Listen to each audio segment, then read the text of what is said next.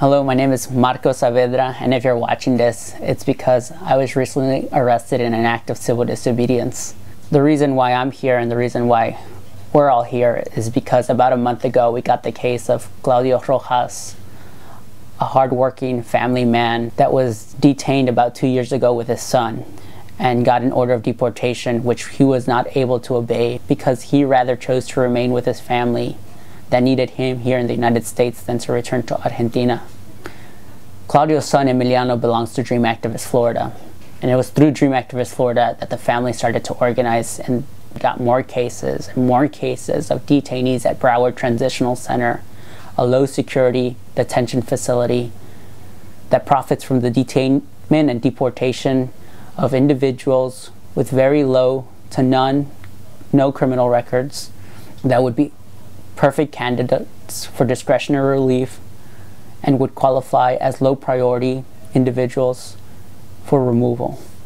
For the past 3 weeks, I have spent them with Claudio, organizing, knocking on doors, talking to individuals that were not being treated by the medical staff at BROWARD Transitional Center, identifying who would be ideal candidates, and almost all of these 600 detainees are to start organizing in their communities with their families, communicating their needs from the inside to us on the outside. About 2 weeks ago, Claudio started his hunger strike. He told me that he had already lost his family.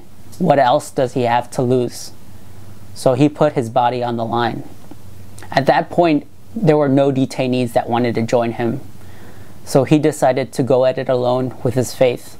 Today, almost all 600 detainees joined his hunger strike. None of them ate. That was only because the organizing reached such a point that no one doubted that the sharing of stories and the communicating with their families on the outside to start advocating on their behalf was ineffective. The narrative changed.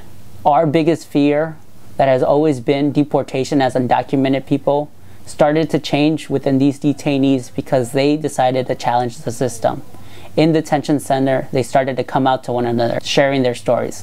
They started telling their family members the most essential details of their cases in order that folks on the outside could communicate that to the press, to politicians, to church members, to allies, to school teachers, to anyone that could write a letter of support or sign on to a petition.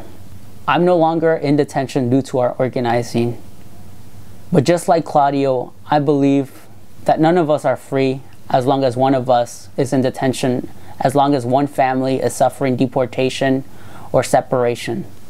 So I'm choosing to go back in jail again as a symbol and as an homage to our organizing, knowing that I will see my mother, Natalia, my father, Antonio, my sister, Yahaira, and Carolina, and believing that that same organizing will allow Claudio to see Emiliano and his wife and son again.